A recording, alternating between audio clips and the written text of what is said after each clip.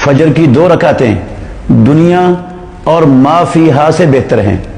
ایک طرف ساری دنیا ہو اور ساری دنیا کا ساز و سامان ہو، اور دوسری طرف فجر کی 2 رکعتیں پڑھنے کا موقع انسان کو مل رہا ہو، تو محمد الرسول اللہ صلی اللہ علیہ وسلم کا یہ فرمان اس بات پر نص ہے کہ وہ ساری دنیا اور اس کا ساز و سامان لینے سے بہتر اور افضل ہے یہ فجر کی 2 رکعتیں پڑھنا۔ اس سے آپ اندازہ لگائیں کہ کتنی بڑی اہمیت ہے ان فجر کی 2 رکعتوں میں اسلام کے اندر، کہ ساری دنیا اور اس کا ساز و سامان ایک طرف اور یہ فجر کی 2 سنتیں ایک طرف۔ ایک روایت میں مسلم شریف کی ایک روایت میں عائشہ ام المومنین سے ہی یہ لفظ ہیں، لہما احب الی من الدنیا، رسول اللہ صلی اللہ علیہ وسلم نے فرمایا مجھے محمد کو دنیا میں سب سے زیادہ، ساری دنیا سے زیادہ محبوب ہیں یہ فجر کی 2 رکعتیں۔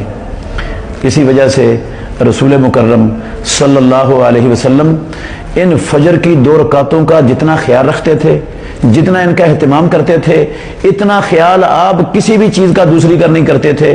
ہماری ماں عائشہ ام المومنین کی روایت میں یہ لفظ ہیں کہ میں نے رسول اللہ صلی اللہ علیہ وسلم کو کسی چیز کا اتنا اہتمام کرتے ہوئے، اتنا خیال رکھتے ہوئے نہیں دیکھا، کسی بھی چیز کا جتنا میں نے رسول مکرم صلی اللہ علیہ وسلم کو یہ فجر کی 2 سنتیں پڑھنے کا خیال رکھتے ہوئے اور ان کا اہتمام کرتے ہوئے دیکھا، اس طرح میں نے رسول اللہ صلی اللہ علیہ وسلم کو کسی چیز کا اہتمام اور خیال کرتے ہوئے نہیں دیکھا۔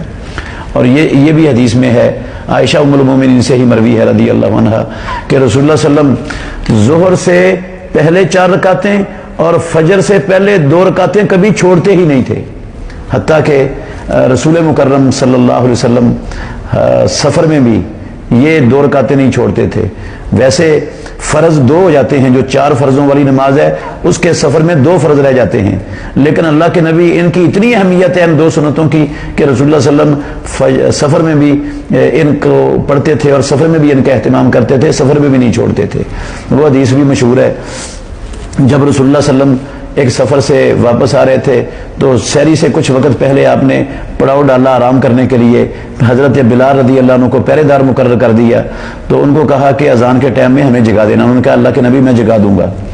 تو بلال رضی اللہ عنہ اس سورج کی طرف منہ کر کے وہ بھی ٹیک لگا کر بیٹھ گئے، ان پر بھی نیند غالب آ گئی، اللہ نے ان کو بھی سلا دیا۔ تو آنکھ ہی نہیں کھلی بلال رضی اللہ عنہ کی۔ سب سے پہلے رسول اللہ صلی اللہ علیہ وسلم کی آنکھ کھلی اس وقت سورج طلوع ہو چکا تھا، سورج چڑھ چکا تھا، سورج چڑھنے کے بعد آپ کی آنکھ کھلی سب سے پہلے۔ تو رسول اللہ صلی اللہ علیہ وسلم نے بلال رضی اللہ عنہ کو اٹھایا، بلال تو نے ذمہ داری لی تھی کہ میں اٹھاؤں گا۔ بلال کہتے ہیں رضی اللہ عنہ، اللہ کے نبی جس ذات نے آپ کو سلا دیا اس نے مجھے بھی سلا دیا۔ تو رسول اللہ صلی اللہ علیہ وسلم نے صحابہ میں اعلان کیا چلو بھئی یہاں اس جگہ پر شیطان ہے، آگے چلو۔ قافلہ آگے چل پڑا، کچھ دور جا کے اللہ کے نبی نے کہا اب یہاں رکو۔ وہاں پر اذان کہلوائی فجر کی، سورج طلوع ہوا ہے، چلنے سے پہلے طلوع ہو چکا تھا، اٹھنے سے پہلے ہی۔ وہاں پر اذان ہوئی، نماز کی تیاری کی، اور پھر صحابہ نے اور رسول اللہ صلی اللہ علیہ وسلم نے فجر کی سنتیں ادا کی، اور پھر آپ نے جماعت کروائی فجر کی سورج نکلنے کے بعد۔ اس سے بھی پتہ چلتا ہے کہ رسول مکرم صلی اللہ علیہ وسلم کتنی زیادہ اہتمام کرتے تھے فجر کی سنتوں کا، اور آپ کی نظر میں ان کا کتنا بڑا مقام تھا۔ ساری سنتیں رسول اللہ صلی اللہ علیہ وسلم فجر میں چھوڑ دیتے تھے، رواتب جتنی بھی ہیں نمازوں کے آگے پیچھے والی، لیکن ان سنتوں کو نہیں چھوڑا کرتے تھے۔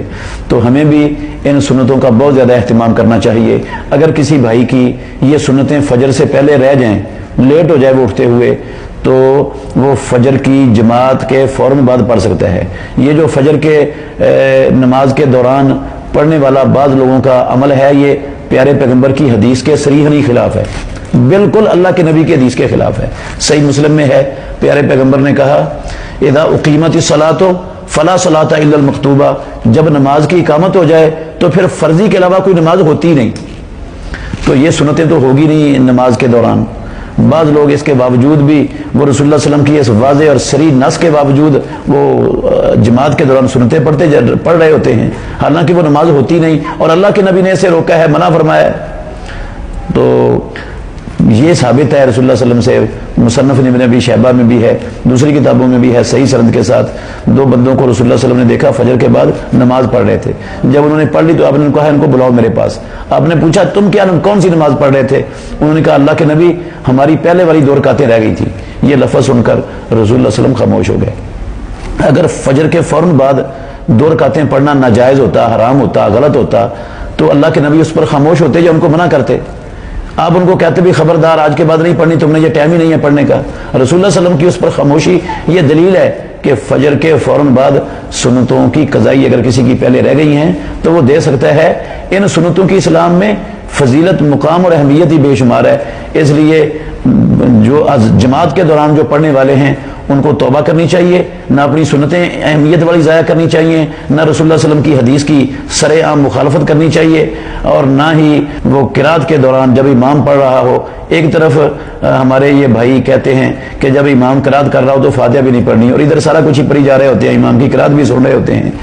تو اللہ سے جو ہے نا وہ ڈرنا چاہیے ہمارے ان بھائیوں کو، اور رسول اللہ صلی اللہ علیہ وسلم کا جو فرمان ہے اس کو اپنا اوڑھنا بچھونا بنانا چاہیے، اپنی زندگی کو، اپنے عمل کو اس کے مطابق بنائیں گے تو ہم اللہ کے ہاں سرخرو ہو جائیں گے۔